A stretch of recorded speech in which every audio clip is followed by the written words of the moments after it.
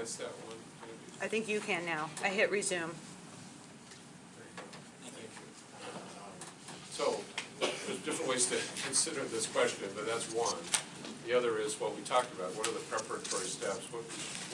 How should we prepare ourselves to even enter into the world of a more formal process?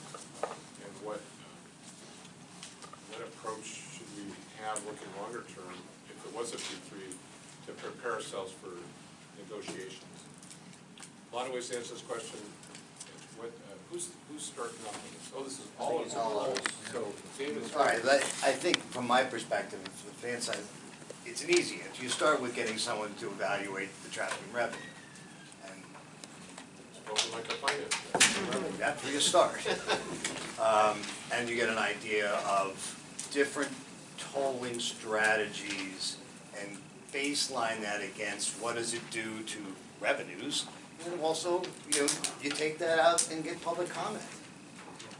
In other words, you can iterate toll rates. Yes. And if you have some good traffic assumptions and projections, you can iterate toll rates and get a sense for what people, how they might respond to that $2, $3, $4. And I think one of the key things here is trucks, because you've limited the truck universe.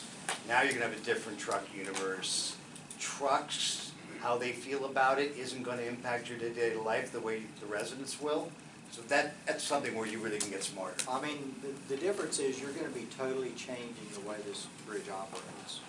So you need a very thorough study to evaluate that, because you may be picking up traffic that doesn't use it today, for various reasons. So whether it's weight limits or other issues, or it's just, they don't like it, and it's much more convenient. I would augment that, Michael, and say going to a more thorough evaluation of the funding and financing for this, because I can't overemphasize when you talk to the industry, that's going to be the first question, is do you have a sense of how you're going to fund this project? So when you do the traffic and revenue analysis, that will give you the baseline. And then you'll have to test that under a P3 approach and under a traditional approach and evaluate, do I still have some remaining? Okay, is it 10%? Do I think I can save that on bids? Maybe I can, maybe that's a go. If it's 30%, then you're probably going to get to a point of, do we need to find other revenue sources that we potentially can draw upon, and what might those be, and kind of test them out a little bit and let the board consider and narrow those down to things that the community is willing to pursue. So play that out a little bit. Presuming, in this case now, for the time being, the port would do those sorts of analyses to get an idea. Eventually, if you assume that there's outreach to the RFP, say RFQ, presumably the industry in responding would look, what sort of information do you have? absolutely, they're going to look at it, and what they're going to tell you fairly quickly. Say you go in and you're within, your traffic and revenue gets you within 20%, okay, of your estimated cost. You could have an initial RFI or industry with the industry forum, and they're going to tell you, either directly or fairly indirectly, I think I can deliver, okay? Or they may say, no way, and that's going to tell you a lot. Some of them are going to be coy about it, but the ones that don't think they can deliver are going to be pretty direct. And they're going to say, you really need to look at your funding for it. And I haven't seen the CapEx study in detail, but say that again. I haven't seen the capital cost, the cost of construction for the project in detail, but it goes with as well as the project definition, because you can have a bridge, there is, depending on the project definition, there will be a different price tag to the bridge. And probably in this case, as the equation is about how the toll will pay for the bridge, but how the bridge should the bridge have less bells and whistles to be more affordable, and then the toll can work. So both of them are also part of the equation, I think, in terms of looking at the.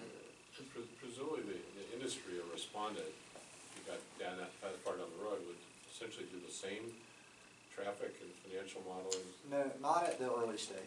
No, but later. later. When they propose, absolutely. So they'll have, They'll do spend their money own on independent traffic and revenue analysis if they're taking the revenue risk, no And question. then would those be so-called investment grade Yes. analyses?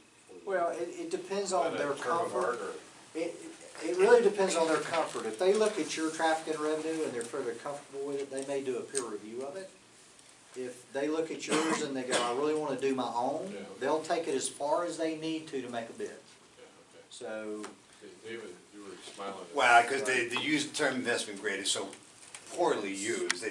It's supposed to connote a P90 forecast, which means a forecast has been done so that the owner of the forecast is supposed to be getting, I'm within 90% probability of being Right. here.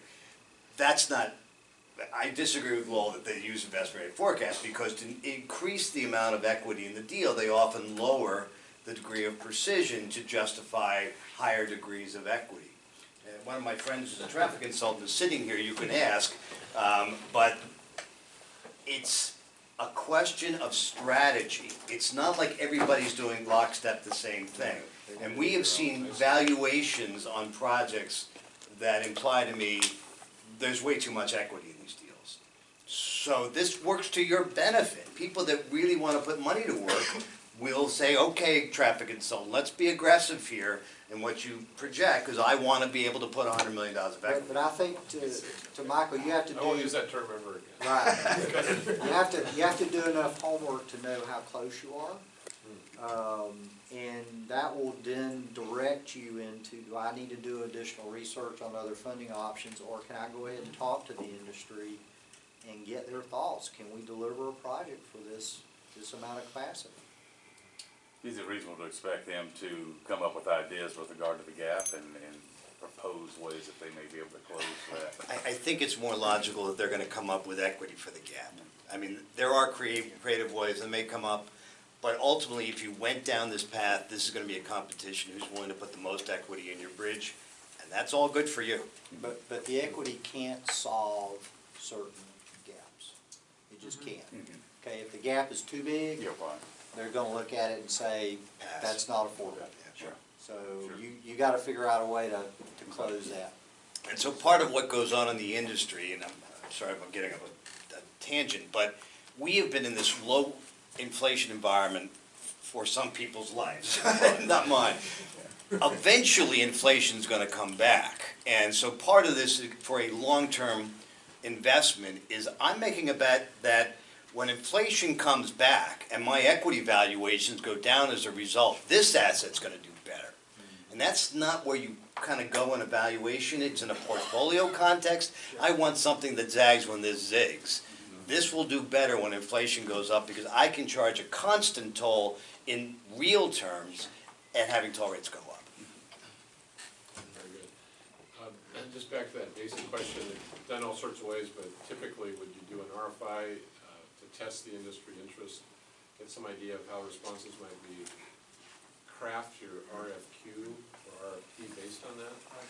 Wait till the right time when you feel comfortable with what you know and characterize the project sufficiently, and then you go to market with some kind of formal solicitation. Is that? Yes. Yes. And the key question there is, do I go to the RFP before I've completed the environmental, and it's been done both ways successfully? Let's see what comes up next. Before you take off, that was one of my key questions, is when are these little milepost decisions, are they made by the commission? I mean, It as you move along this 2-year path of getting your FEIS done. depends on the feedback you're getting. Yeah, I mean, if you're fairly certain that what you have so far from your draft environmental impact statement and your update of looking at, kind of the preliminary engineering of what you're gonna build is fairly comfortable, you can go sooner rather than later. If you start into the FEIS and you start hearing concerns, you go, no, I'm gonna wait longer. Right. Okay, because I don't have enough comfort level. There's still questions out there about where this bridge is gonna land, or how we're gonna do this as we go through this. There are concerns that have to be And I'll resolved. circle back to this Purple Line thing. It's a much bigger project, but it got delayed because somebody sort of played the game. I'll Yeah. challenge you at this late stage. That was the state paying. if they went to re-procure, probably nobody shows up. Yeah, right. State was putting up the money to fill that, that's why you don't do that. If you were building it, It's if a it was risk. your project, would you move forward before a final EIS? Depends on what our dialogue with, I- with, Yeah, So, I will, You could, I understand. I've been a public owner, so I made those decisions. I would be comfortable doing an RFQ, okay, for qualifications. I'm not sure about the request for proposal, because that's really when you're getting down to a lot more specifics at that point, until I got enough into the final environmental impact statement process that I had a comfort level. and there's a, in between, there's a 90-day comment period after you've gotten a record decision. You might decide to put it out during the comment period, because they don't come back until after the comment period is over. But then I would partially challenge. If you start with an RFQ and then you find more information that actually makes you say, okay, hold on, we'll wait on the RFP, that sends a signal to the market like, oh, okay, it's another one of these projects. It starts with an RFQ, no RFP comes after. So, and then it creates doubts to the market. Right, but Unless you say at the outset. I'm not necessarily suggesting you start RFQ tomorrow. Okay, we do more. What you may start it is 6 months before you expect Okay. the approval, or 4 months before you start, you get the approval. Not 2 years ahead, because I agree with Philippe on that, that's too far. And you might indicate, hey, you'll know, the RFP comes out right after we get the final. Right. But would the industry be understanding and receptive to an RFI at an early stage? Yes. Yes. They've not put a lot of money into it, but Right. it's just a potential Well, and you can caveat the RFI to say, this is where we are. Yeah. We're not exactly sure how long it's gonna take to get through the environmental. If it goes faster, we wanna be prepared to I move. think it's transparency. Yeah. An RFI to say exactly where you are in the process. Right. And say maybe it's gonna be in a year, but just so you know. And then people are like these investors, whoever, or potential bidders, Yeah.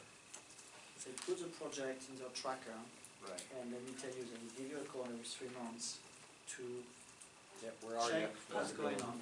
And maybe they have an idea that expedites the environmental, because they have a design idea you haven't thought of. Yeah.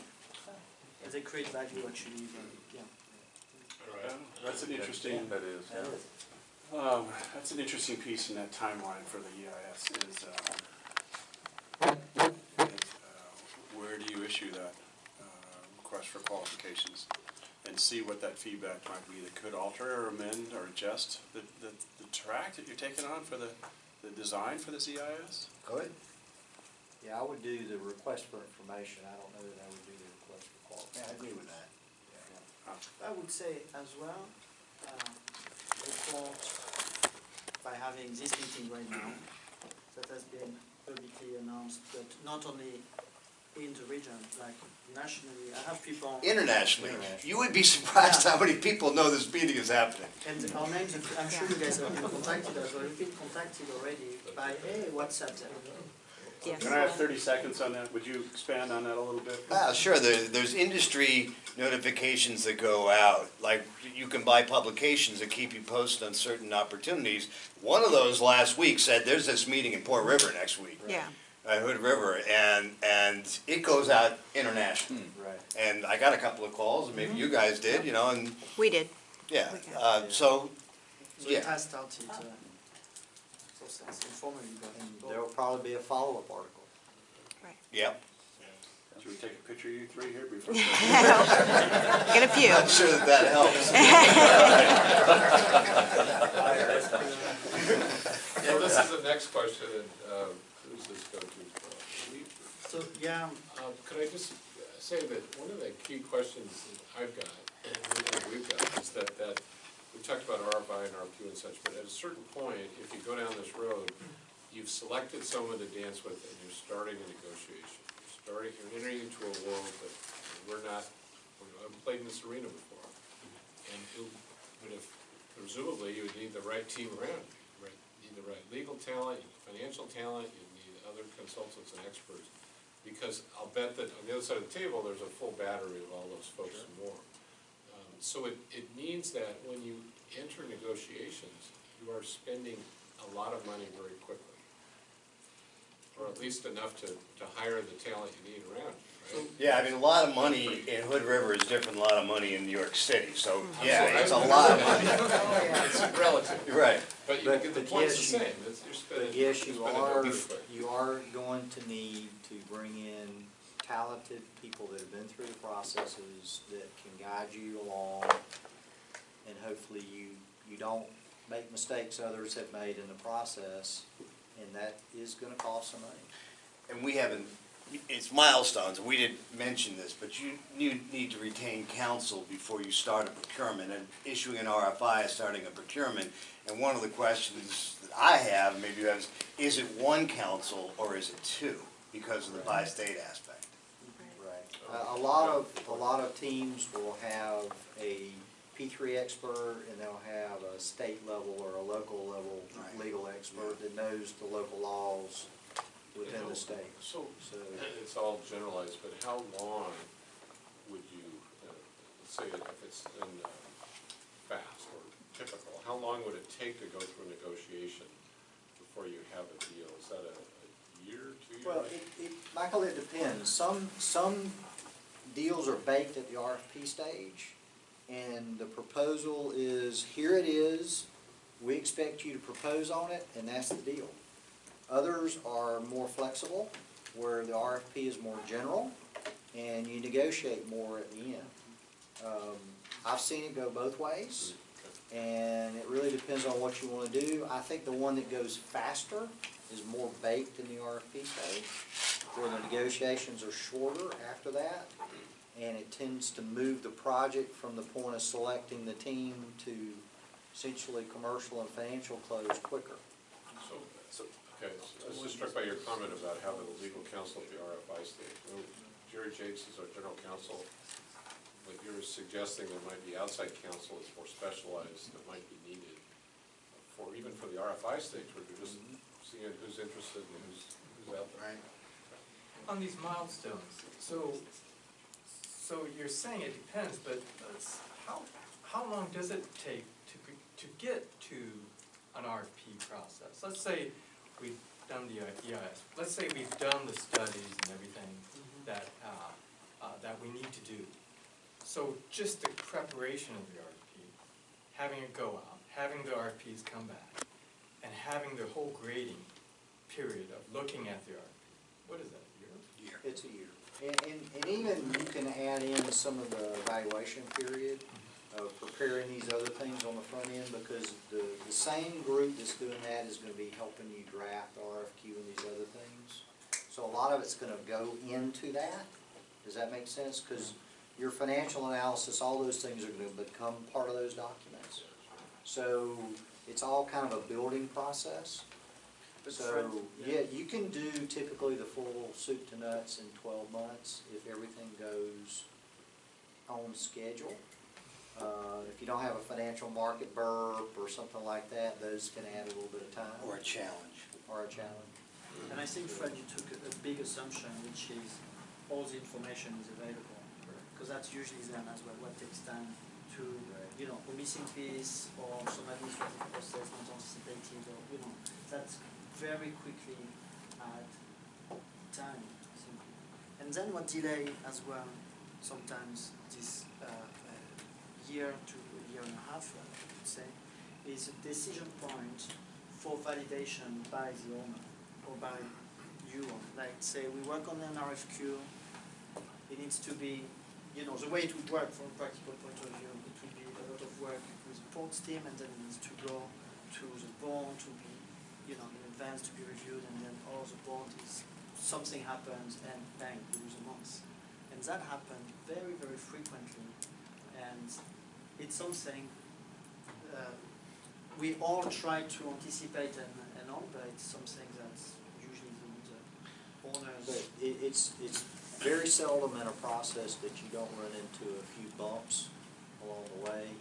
That's why you have to have the project champion that can kind of move through those quickly. Right, sorry, so.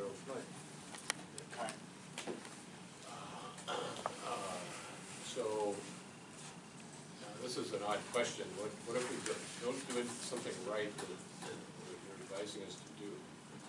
how bad can it get?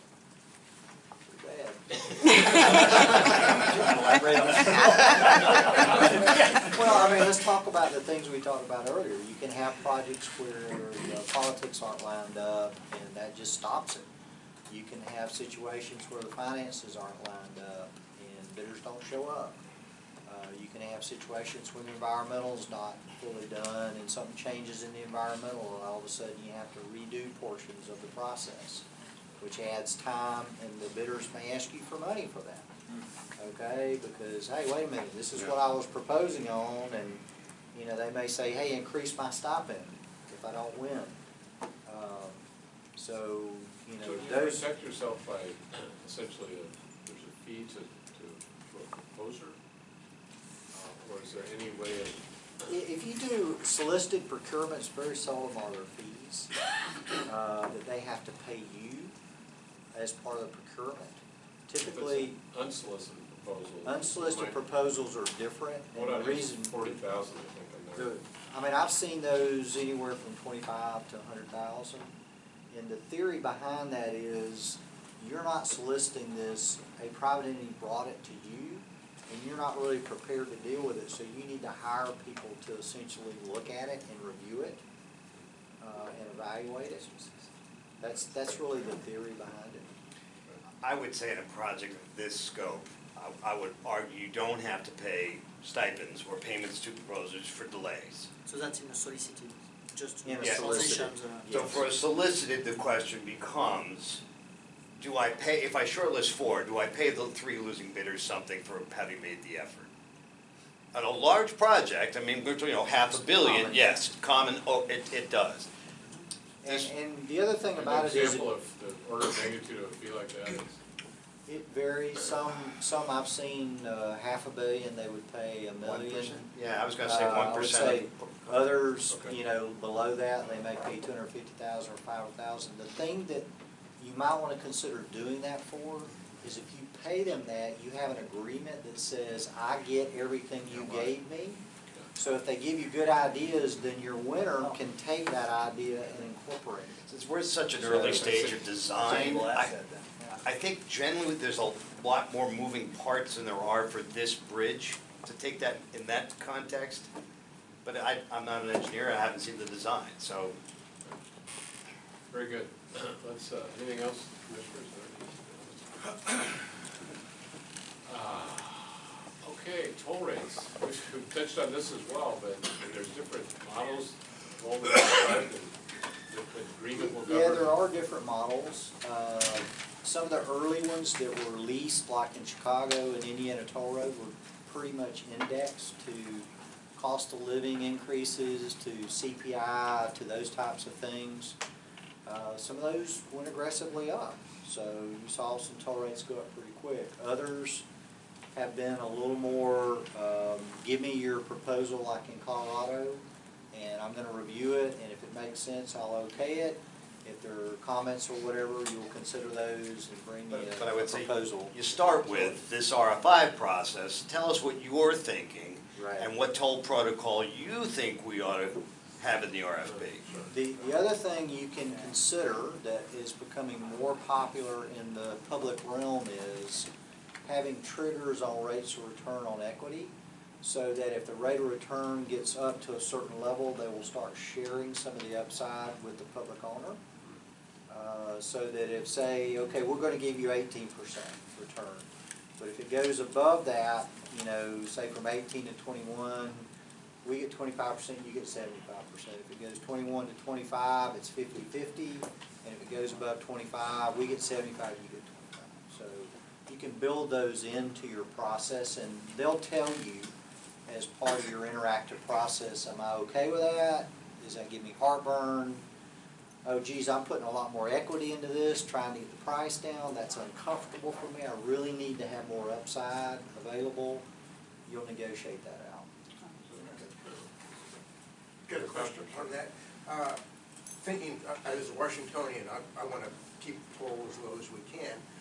Would it be possible to tie the toll increases to the UTC in Washington, which is the Utility and Trade Commission, which basically, if you have a monopoly, they regulate any cost increases that go through That- that? They're not gonna agree to that. Well, that's been done. That's been done. Yeah, the Dulles Greenway, which is one of my early projects, has essentially, you can get any toll increase so long as it's approved by the State Corporation Commission, which is essentially set up to monitor utility rates. Right. In practice, the way it was written is that if you can justify the toll increase by any increase in cost, I have to approve it. And so in practice, they have turned down no toll increases, it's become a Right. major issue. Yeah. Okay. And private entities, you as the public owner that you're doing the procurement, they're more comfortable with that. If you go to an outside body that they can't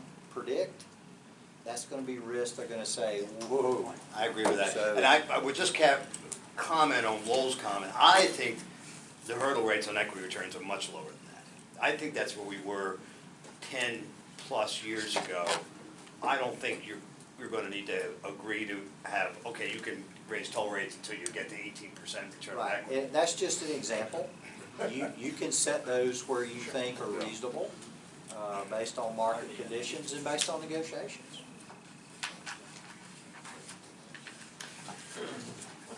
Again, one other subtle point, one of the projects I did was an actual private project.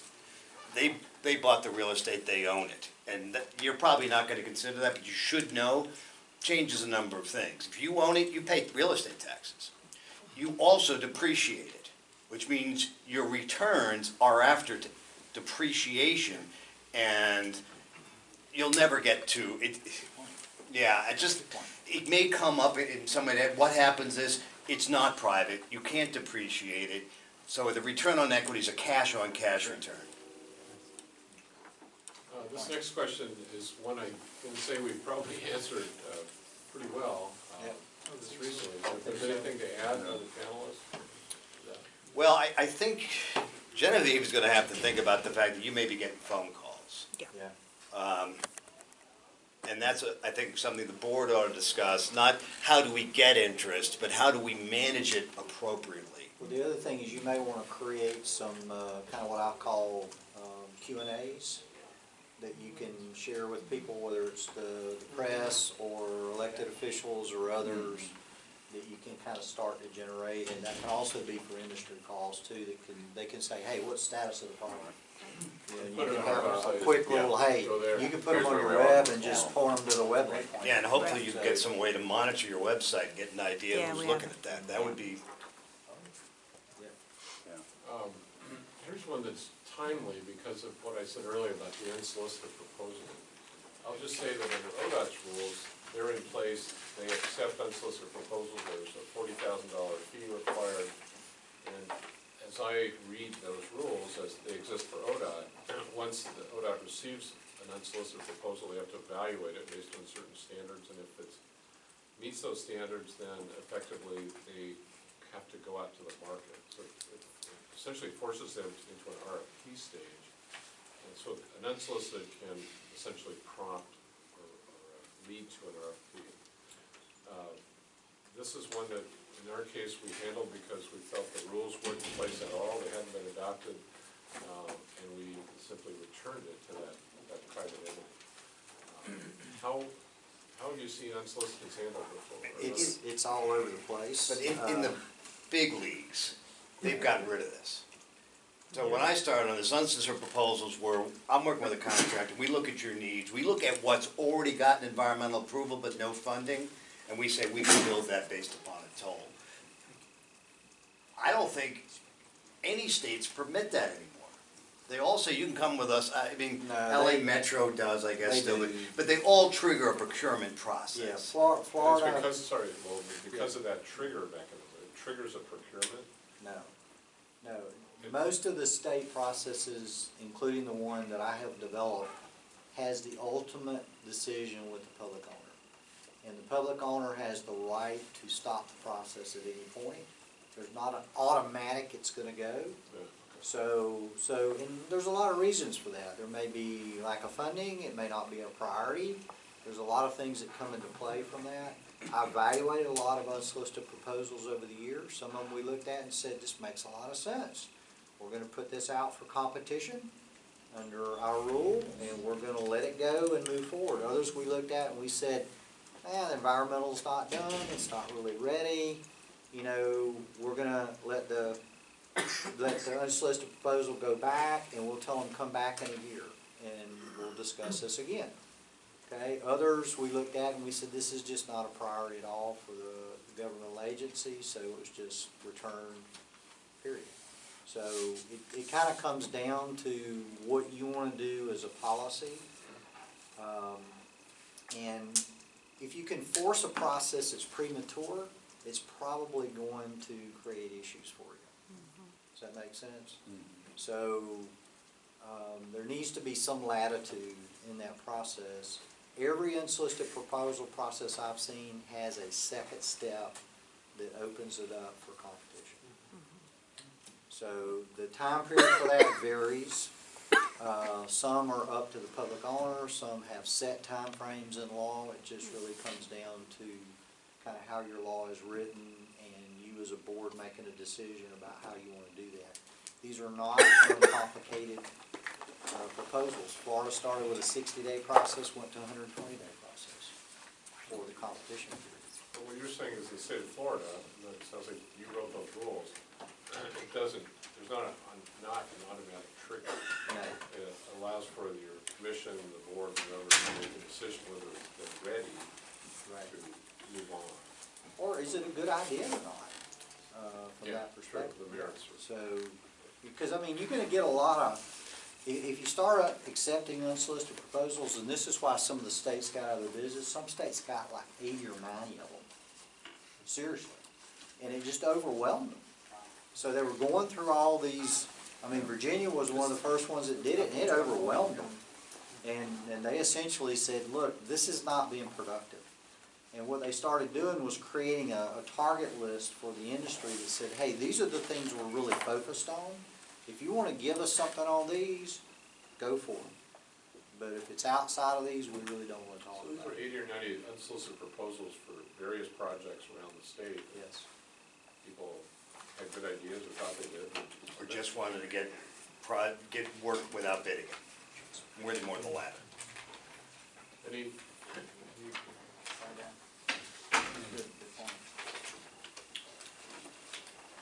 well, how about the value proposition for the citizens and? Well, we talked about it, I mean, we talked about it earlier, and there's a lot of terms for this in the industry, you know, cost-benefit analysis, value for money, best value, and it really gets down to an evaluation related to the risk and pricing those risks, as well as the cost of borrowing the money, between what you would call a traditional approach, which would probably be design, build, and financing through the port, compared to a P3 approach, and you compare those. And the process works pretty well. I mean, if it's laid out well, I mean, I know you've worked on them, I worked on them, you've worked on them, and if they're laid out well, it's a very good decision tool. So the one thing to mention in context of your process, which I don't think we talked about earlier, is are you going to have a consulting engineer to come up with your own estimate? Right. They will through the environmental impact study. That's one of the. That's one of the things they do. Okay. Yeah.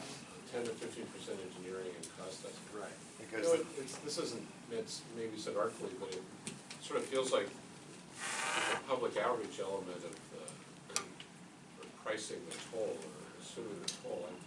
I've had conversations with people and they've said, you know, get going, get a new bridge. And I've said, well, yeah, so tell me, if the toll were $3, what would you think? If the toll were $4, Right. how about if it went to 5? I mean, sort of everybody has got a different response, but at a certain point at which someone, many of them said, forget it. Right. I'll That's stick with the exactly bridge right. we got. And that's And why that part of, gets down to that affordability question. part of your process is your traffic engineer is going to do surveys. Right. Frankly, this is a great place to do surveys. Yeah. You know where everybody is. Yeah. But there's a different appetite for accepting or for a No- new bridge, no depending on question. what the toll rate goes. Well, you're going to have a significant, there's things in our business that are values of time, which are guesses, and revealed values of time, which are based upon different toll rates. You're about to raise toll rates. you're gonna be, you're gonna have data say, this many vehicles didn't go across our bridge the week we raised tolls. I mean, that's gonna tell you about your curve, your revenue. Tell you a lot. Mayor Black? Because we're replacing the existing bridge, and one of the things that our community has really gotten used to, maybe without even realizing that we've gotten it used to it, is that the port funds some open space. Essentially, the port is providing parks to us from bridge toll. Is it common to retain that sort of revenue stream? Like, there's no reason why the bridge toll should give us all parks, but it does.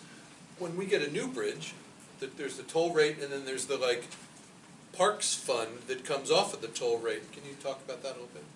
Fred told me that was part of the deal. You can build that into the deal. You can build it in. Absolutely. You can say, hey, of the toll, 10 cents of the toll goes to X.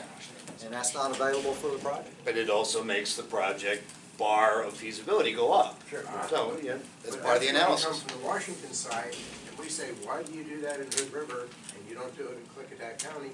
Cut the toll down, cut out their parks, let them pay for that out of their own, public, general fund. Because the majority of the users come from Washington, so we're getting double taxed on that. Well, that's good, let's. And we like that comment. Sounds like a local We'll let the discussion. mayor go ahead. No, but I think the comment that was made is, there's a threshold of paying on the toll. Yeah, absolutely. And that's really what's gonna drive this bridge. Yep. And I can tell you, sitting in this chair, there's no additional funds in my mind that are gonna go to parks or any other amenities. That day is done. The bridge is the highest priority in public safety, and all the other amenities that we've enjoyed and we've developed at the expense of our neighbors across the river, Yep. that's over. Thank you. That's just one thought. That's Thank you. All right, so, where are we? Yeah, right. Gosh, I think we've gone through this too, but tell me if we haven't. Qualifications-based procurement. I think we have, and the thing to realize is in the P3 world today, qualifications-based is what we talked about Oregon initially did, and what Texas initially did, and just about all states have gone away from that. They've gone to, hey, I define my project, I want to do a competitive procurement, and I want it based on combination of qualifications and price. That's 98% of them out there today. So, The good news is industry practice has developed to the point where we have a standard industry practice. So this is the last question, number 19, and I think we hit this one pretty well too. Well, you talked about that sort of overlapping process. right, and you'll need to discuss that with Federal Highway Administration, just to, and ultimately, Michael, that's a Washington approval process. So it'll need to bubble up to the Washington level, but they've done this before. You're not breaking new ground on this. It's just a matter of going through with the Federal Highway Administration what you want to do and kind of the schedule for it. And they're going to look at it, and they're going to give you comments too about, well, don't start too early on your procurement, get enough information you're comfortable. It'll be the same kind of comments. And don't go to headquarters until you visit with Region. Yes. Yeah. So, Definitely talk to your I state. think we're on to Washington. the next part of the agenda. Right. So why don't we go ahead and go, we'll go with public testimony, comments, and questions. We'll allow 2 minutes per individual. If the public wants to speak, just go ahead and stand up in front of your chair, identify yourself, and ask your question. Is there anybody in the public that speak? Okay, so no to nobody. Okay. Could I ask, I have I a don't have to question I'd like to ask. How about in the audience? Yeah, stand over there. Would you mind? No, go ahead. So the port is a member of the Pacific Northwest Waterways Association, and every year there's an organization which is made up of ports and waterway users and irrigators and power companies, et cetera. Go back to Washington DC with a very specific set of agenda goals and basically promoting all those different categories and helping to facilitate. So if you're a representative of the port going back, and the 2-day session, one day is all the senators, and we basically sit just like this across, and we throw questions at them. And then the next day is all the House members from Washington, Oregon, and Idaho. if we're essentially trying to put together a finance plan, it's like constructing an airplane in flight. That's my new favorite comment. Which is what we're doing over the next 24 months. What questions, what advice would you give us going back to the key point on those elected officials, knowing what you know in P3s and the project that we've got out front here in the waterway? What would be the question? I made the comment that Wyden has, pushed this $50 billion bridge replacement bill, and he and 2 or 3 other senators are trying to move across again. So I know infrastructure is starting to get to the surface. What would be your question that you would ask these members? Well, I did a lot of advocacy for a state DOT working with elected officials, and it was very specific in the ask. And what I mean by that is I wouldn't do open-ended questions, I wouldn't do any what-ifs, I would be specific about what my ask is. And what I mean by that is if you feel like you want federal loans, or if you feel like you want federal grants, or whatever, I would be very specific in my ask to them of, I need help on X. Can you help me? The other thing I would caution about is they're getting a lot of ask, and I have a talk that I've used over the years of there's happy talk, and there's I'm serious about helping you. Okay, and you have to figure out which one it is. Congress can only do so much. They're not doing earmarks anymore. So the earmark is going to be a competitive program through USDOT. They can advocate for that. They can't make the decision. Okay, you have to think about R's and D's in that. Does that make sense? So how you're going to get the appropriate person into the White House or USDOT that's going to be respected and listened to. So those are the kind of specific asks I would make. They're doing Tiger grants every year. They're not tons of money. They're not going to solve a $100 million problem, but they might bring in $5 million. They might bring in $10 million. If it's advocated for very effectively. And that can be an annual thing that you can keep applying for.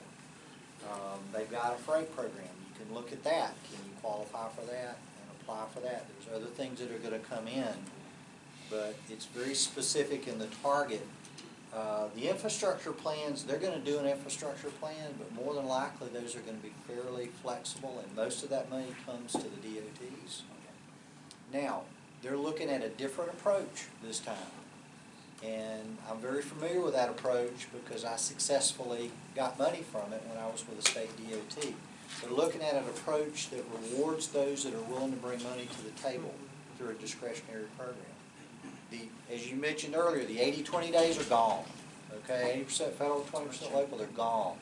So what they're looking for is they're going to say, I want to take my federal dollars and I want to leverage that to you so that you can bring match money to me to help. That may help you with this project. Is that the ratio you asked for? Is you say, It what could, is it the could ratio? be a ratio, but what it could be is to say, look, I'm bringing money to the table. I'd like for you to help match me. Okay? I'm not asking for 80-20. I'd be happy with 40%, 30%. Whatever you can bring me for the project is better than where I am today. Is that the ask? I think that could be the answer. Okay. Yeah. And Lowell, do you find generally that they'd, at this point culturally, that they'd rather be the last dollar in? Or maybe the second dollar in? I don't know necessarily. The person developing this program was at USDOT when they did the competitive program. It's called Urban Partnership Agreement Program. Seattle was successful for one of those grants. So he's designing a lot of that now through the White House. He's a special advisor for infrastructure. He's working with USDOT on that program. So they're going to roll that out in the next few weeks. So you'll have a little better idea. Maybe in the next few weeks, we'll see. They've been talking about it for a year. Right. You have the context. But I think there's going to be opportunities. Insist on being the last dollars. Right. And the reason being is it's going to be a program that's an incentive program, and people that don't have money can't play. Right. Well, you got money. You got toll revenues. Right. So a lot of people are going to show up and go, I want big grants. I want 100% of that grant. That's not going to play well with this administration. I assume the answer is, I'm sorry. So before the ask, you really need to do a little financial modeling Yes. so that you know about where that gap funding might be. Is that what I'm I hearing? think that would be So helpful. really, in March, we're not ready to make that ask. We're Well, just, you could be. You could at least have a preliminary analysis by March. Well, you gotta get a traffic consultant, and Well, you got so a this baseline spring, analysis. this spring is really, here's a progress report, members. This is where we're at. We've got this funding from the state. We've started to move on our. Well, but toward what you our can do procurement. is say, hey, I'd like to come back and meet with you in a couple of months and make a very specific ask as you're developing your budget for next year. you know, there is a state loan program in Oregon, and they are very anxious to see it utilized.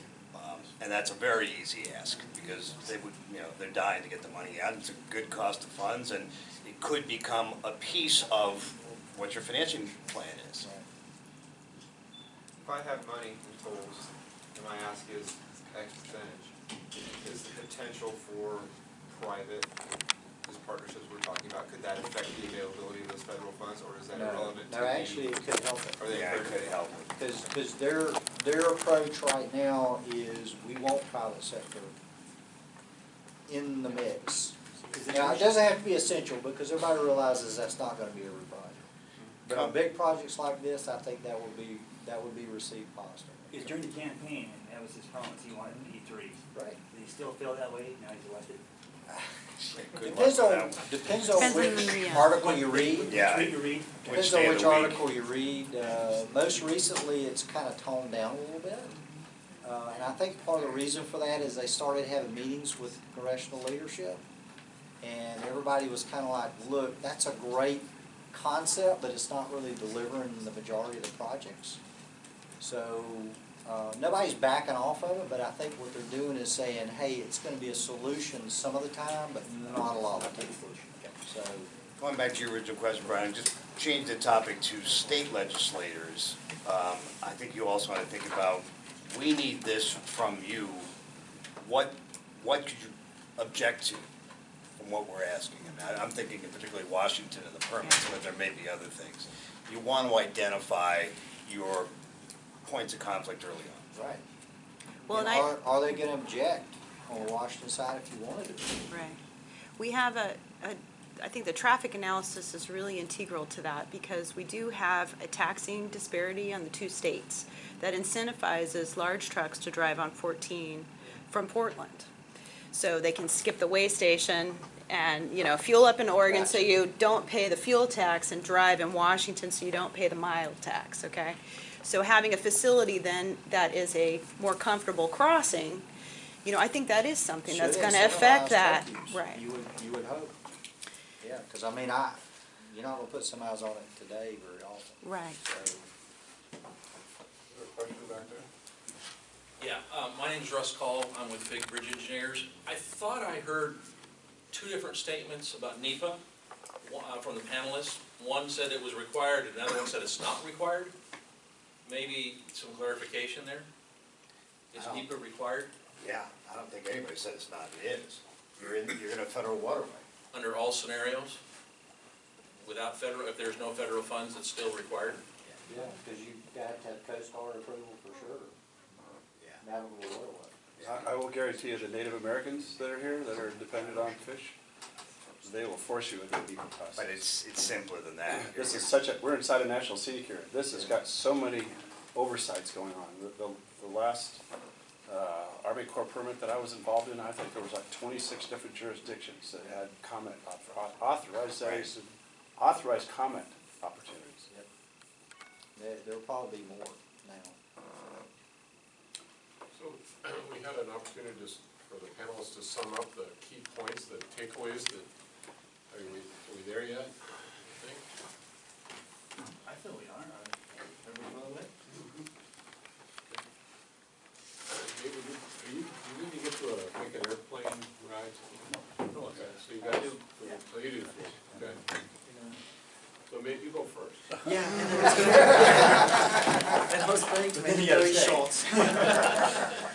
No, as an overall comment, I think the port authority is doing the right thing in his approach to addressing the replacement of the bridge to start with. And it's starting to, or is about to get ready to assess the delivery mechanism that can be used. Transparency and engagement needs to be kept, and probably the next crucial step is TNR, so traffic and movement analysis. It is what you mentioned, Brian, is high level. We need a high level equation, because at some point, that's what anyone will ask. Can the project work financially? And it sounds like traffic and revenue is one of the steps. That's it for me. Very good, thank you. And do you literally have to leave? I need to, I'm not sure exactly what time is next. 20 to 5. 4:40 right now. Sorry? Yeah, another 20 minutes. Perfect. Oh. And of course, since I have a little bit more time, thank you. It's a pleasure and to be here, and so thank you. Excellent, thank you.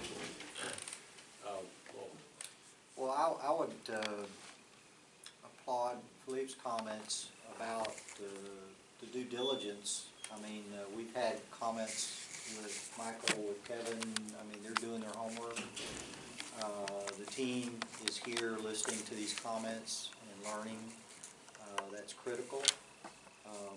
I can't overemphasize the outreach if you go down a P3 path. Also, do the homework and do your evaluation of best value, because essentially as a public champion, that is essentially your tool to essentially lay out why you're doing this, and to the public as well as other elected officials, and to feel comfortable as an elected official that this is the right thing to do. And timing and schedule are critical. Lay it out so that things line up appropriately, so that you're starting at a time that makes sense, that works, that you're comfortable with the decisions and the information when you move forward with your procurement. Very good. I commend you guys for having set this up. I have recommended to much larger potential clients that you ought to start with this sort of discussion, learn the playing field before you start playing on it, and I have been sort of uniformly ignored. This is the right way to go about it. Let's get smart. Let's learn the basic block and tackling of this before we try to, get on the field. And I commend my fellow panelists. These are, there's a lot of experience here. So that's really good. Now, as you move forward, I would say seek out our input on the proposed regs. We kind of have some experience that might be helpful there. And then your next steps are pretty straightforward. You need to start the environmental process, so you need to get your consulting engineer, and not too far behind that, you need to get your legal and financial advisors so you can start, figuring out how you're going to go about this. Even if you don't do anything for, 3 to 6 months, at least know who's going to help guide you through that, because things might come up. And don't feel like this is under, some incredible time pressure. It can't happen any faster than it can happen. All you want to do is to make sure you're moving the ball every month. Is there any questions for the panel, from the commissioner at all? I've got lots of questions, but. This is a good. We got 15 more minutes. This has been really good. I mean, you have no idea how much, I've generated a lot of questions, but, I think Commissioner Shepard said it, made a comment a month ago, so Ben, I don't know anything, so this is where I start, and this has been I wasn't any different. This is a great start. So, thanks for coming up and having the time out of your day. And this has been very beneficial. I appreciate you being here very much. Yeah, parody that, the depth of your experience has been enlightening.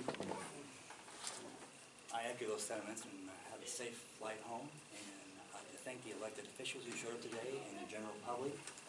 And David, I would ask a motion to adjourn your special meeting. So moved? So moved. Okay. Motion to adjourn our meeting? Adjourned. Motion? Do you guys have any questions or send several hundred questions? I want to get a summary of